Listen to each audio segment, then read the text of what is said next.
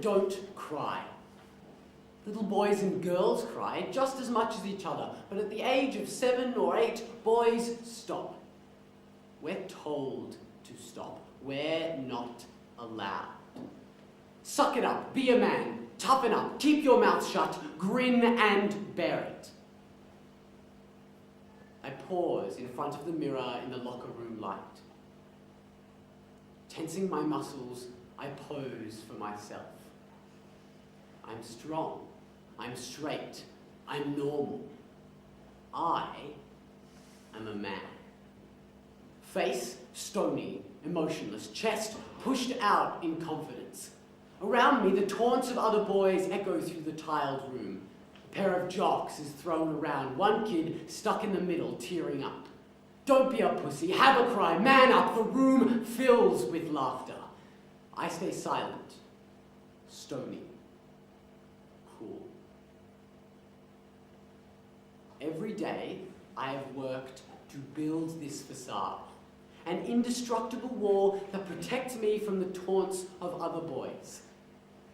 But beneath the stony exterior, the wall of pride, of strength, the performance of masculinity, that's where I bury my tears. Every day of my life, I've been told to be someone else.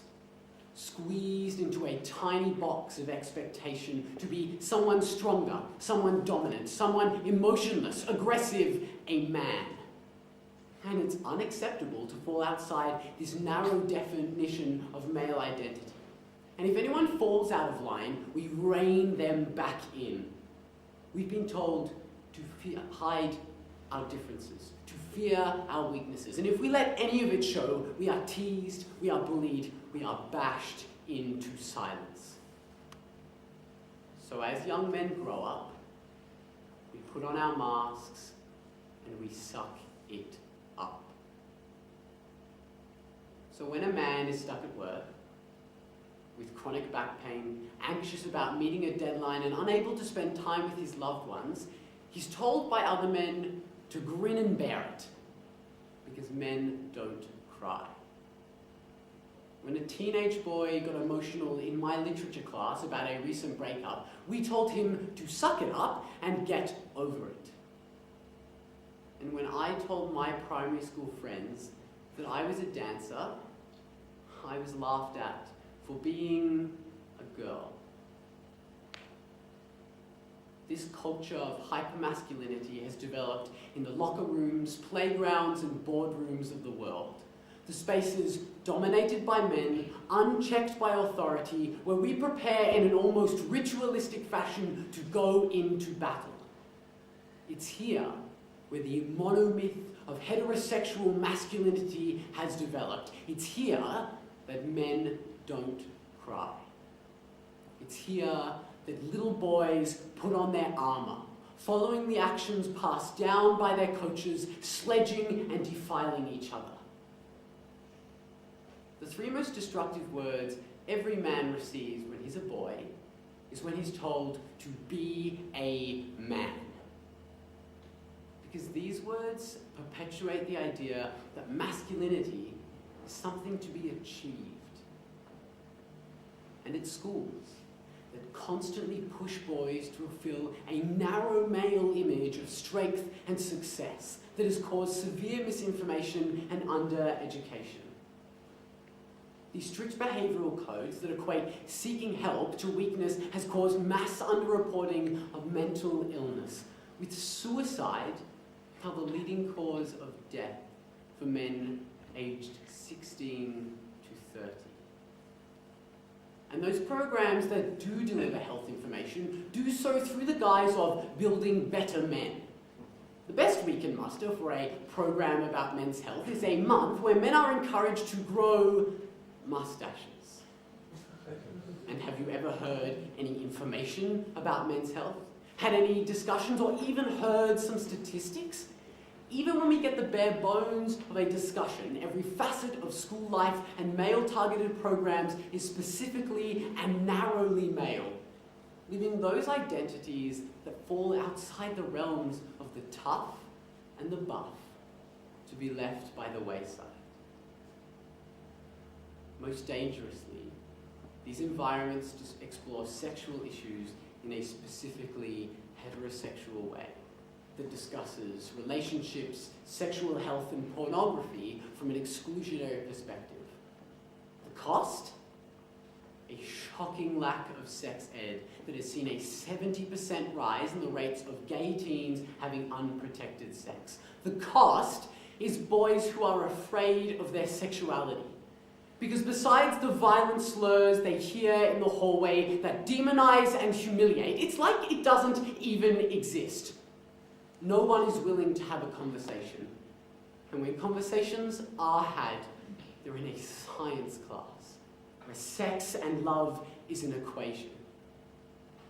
And if we classify humans of a genus Homo and a species sapien, what is a homosexual but a different species? This is a culture that tolerates homophobia, sexism, bullying, and the belief that boys will be boys, letting kids get away with terrible things in the hope that they will just grow out of their bigotry.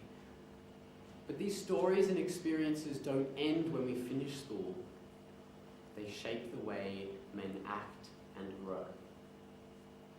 Male dominance, which is begrudgingly tolerated by the world around us, has fueled an epidemic of rape culture and domestic violence. The culture that told men to be dominant, aggressive, and authoritarian has fueled the idea that men are strong and women are weak, that men must be in control and women must be subservient. Last month, college fraternities led violent campaigns promoting sexual abuse. The slogan, "No means yes, yes means anal," was plastered on banners and chanted by fraternity members. And at Yale, men posed for photos outside the Women's Center crying, "We love Yale sluts." What kind of a society creates men like these? The locker room culture that permeates even a university environment led boys to proudly chant these disturbing slogans. Because pedigree children with wealthy families and bright futures are untouchable. Because prestigious universities are willing to turn a blind eye and forget, because boys will be boys. Even successful, intelligent people who had nothing to be ashamed of felt threats to their masculinity. And what was their response? To denigrate women, to prove their power. And if this becomes the norm, then when that balance of male dominance is upset, men choose to justify deplorable acts of violence by victim blaming. 2 women die every week in Australia from domestic violence. In their need for control, men, so assured of their dominance, choose to commodify women as objects to be disciplined. Rosie Batty recently started a conversation about domestic violence in Australia. She said that family violence is an entrenched epidemic we've lived with since time began, so we've got a long way to go. But I do believe the tide has turned. This is a conversation that must not occur behind closed doors any longer. Our solution has to include all of us, and it has to begin now. So when a man is stuck at work, unhealthy, anxious, and unable to see his loved ones, he needs access to services to help manage his mental health. We need to incentivize and reward those bosses through social media recognition and tax breaks who work to create an environment where men are able to and comfortable to speak up about their problems. We need to extend initiatives like Movember to include men of all ages and to explore men's health in a way exterior to the macho paradigm they so often rely on. And when a teenage boy shows their emotions in a classroom, instead of awkwardly brushing them off, have the courage to go over and start a conversation. High school curriculums need to be revised to include discussions of sexual and mental health, to destroy perceptions of the indestructibility of males, along with specific discussions about gay relationships and gay sexual health.